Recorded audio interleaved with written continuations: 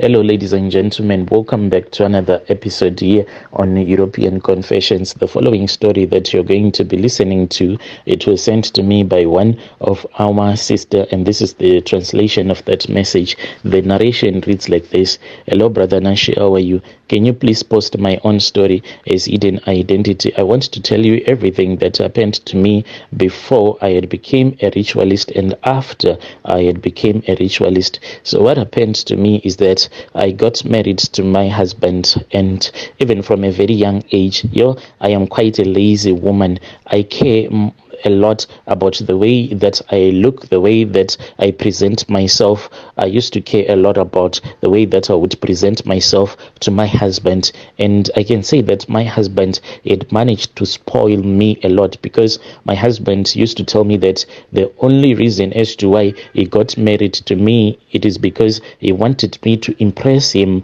in the bedroom. He wanted me to cook for him, to clean, to tidy up for him, and at night to wake him out in bed. That is the only reason that he had married me, and he also wanted me to give him a lot of children. So when I would tell him, and when I would say that, please allow me to go and work like what other women from my country were doing, going and working as maids, some of them selling at the Somalian shops, then he would say, no, baby, with the way that you are, you just need to stay at home and just do your makeup and wait for me to return back from work. So at that time, me and him, we did not have a lot of plans. Like financially, we were okay, because all that we cared about was to buy food, buy clothes, and just have a good time. But when we started to plan financially, that was when I saw that my husband was just a broke man. Even though he was making money, but he was not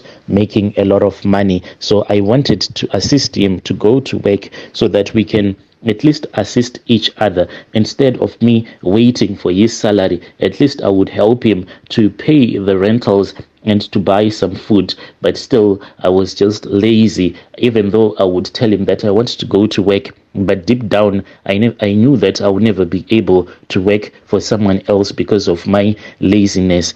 So my mom told me the money that was needed so that the company can come and connect her to the electrical grid. And the money that she needed, it was quite a lot of money. And also, she told me that if it was possible, she also wanted to have a borehole drilled at her house. And I said, Mom, it is fine. We are going to do that for you. And when I took that decision later on, I told my husband, I thought that with the way that he loved me, he was going to do everything that my heart desired. And at that time, I just wanted to help out my mom, to show her and to show her enemies that this is what happens when you have your daughter that is working in South Africa. But unfortunately, my husband got so angry, and he said that he was supposed to consult with me. So I took some money and I started to send that money to my mom without the knowledge of my husband. When my husband found out that this is what I was doing,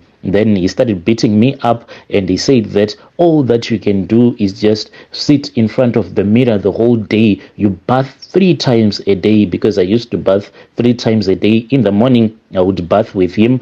In the afternoon, then in the evening, just doing my makeup, watching TV, or just being in front of the mirror doing my makeup, because this is what he had told me that he wanted me to do each and every day. So now he was accusing me. He was saying that I was lazy, I was a lazy woman, I was supposed to go out there and look for a job. So when he beat me up, I said, I am not going to stay with a man that is abusive. It is far much better that I go out there back into the market and be single and start to look for a man who will be willing to take good care of me. So I tried to date men, but I saw that most of these guys that are from Zim, they will just use you and they will dump you. I tried working, and I saw that I am such a woman that has too much laziness. Even the Indian boss that I used to work for, she would say, Susan, you work as if you are not a black woman because of your laziness. I was really lazy, but she could not fire me because she just wanted me around because of my cleanliness. Later on, what I did is that I then went on Facebook and I was just going around joining a lot of groups until I came across this other group. So this group, it is a group of people that are looking for traditional healers that are from Zim that do these money making rituals. So I just said, these are your scammers. Anyway, when I saw that this group was a private group, I said, let me join this group so that I can just test the waters. And I went through the comment section and I saw that there was someone who had wrote his phone numbers, and I contacted that man. The man then said that he was going to assist me and he was going to guide me until I had made my money. And he said that for you, it is going to be very cheap since you are here in South Africa. This man, he was here in South Africa. So this man, as I was talking to him, he told me that I was supposed to buy 12 eggs. So I went to this other Somalian spaza shop and I bought 12 eggs. He told me that 6 of those eggs, I was supposed to place it underneath my bed. Then 6 of the other eggs, he told me that I was supposed to go and place it outside where no one at the place that I was staying was going to see those eggs. So that is what I did. I then placed 6 of those eggs underneath my bed. Then the rest of the eggs, I placed them outside, but I hid them at the back of our rooms, and I knew that no one was going to see them. So later on, this man, he started to speak with me and he told me that I was going to see something that was going to scare me, and he was going to be standing by my side in the spiritual realm, and he was going to defend me if it happens that the thing that was now underneath my bed was going to attack me. This man then told me that I was supposed to get some water, and he taught me how to mix the herbs and how to say those occultic prayers and how to call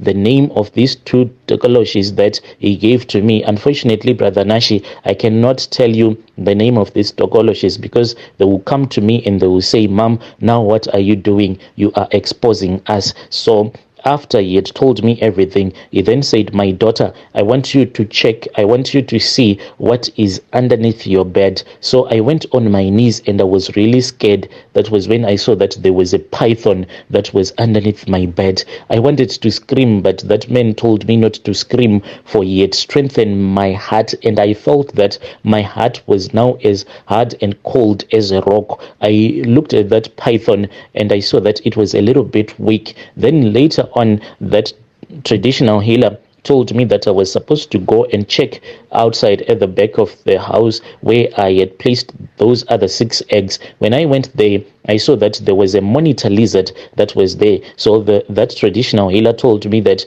the reason as to why the eggs that were underneath my bed were the first ones to hatch, it was because indoors it was quite warm, and the eggs that I had left outside, it was really cold. So I went there and I took that monitor lizard, and he told me to hold that monitor lizard as if it was my own baby, and it was actually freezing cold. I then wrapped it with a blanket, and he told me that I was supposed to breastfeed this monitor lizard, and I was like, how? And he told me that from that moment onwards, my breast, they will be always full of milk, because this is what this monitor lizard will be surviving on. So I still breastfeed this monitor lizard. And when I squeezed my breast, I saw that there was milk that was coming out. Then I started to breastfeed that monitor lizard until it became strong, and I placed it underneath the bed. That traditional healer told me that what was going to happen was that I was supposed to feed that python. And I said, how am I supposed to feed this python? He then said that with the semen, the sperms of a man that you would have slept with, those are the item. He then said that with the semen, with the sperms of the man that you would have slept with, all that you have to do is that after sleeping with a man, then you will just kneel down. Then the snake is going to come and it is going to suck the sperms from your private parts. I said it is okay. He told me that on the day that I was going to bring a man into that same room for a sleepover, I should inform him. So I then told him, because there was this other man, a married guy, who had been telling me that he loved me with all of his heart. So when I met up with him, I told him that for a cold drink, drink, I would give him the cookie, and he was like really happy. He did not miss that opportunity. And for a cold drink, I indeed gave him the cookie. He came and we slept together. So after we had slept together, this man, he fell fast asleep, and I got off from the bed and I went and I knelt down. So as I was kneeling down, I saw that python. It started moving and moving. It started moving until it came to the place where I was kneeling. So this python, it came and it bit my private parts. This is what it always does, but it is not painful.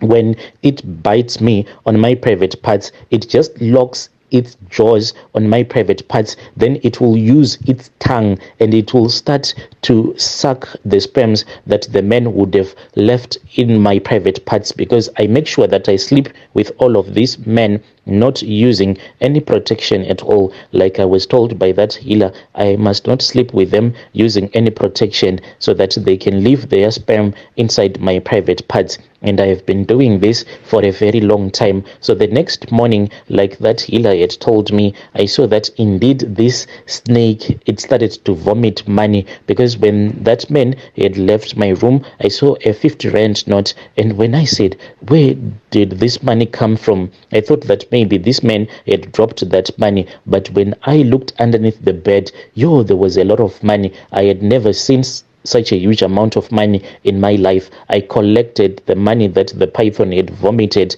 Then I counted the money and I was happy, excited, and I danced a little, and I saw that the money, it was somewhere around 15,000 rands.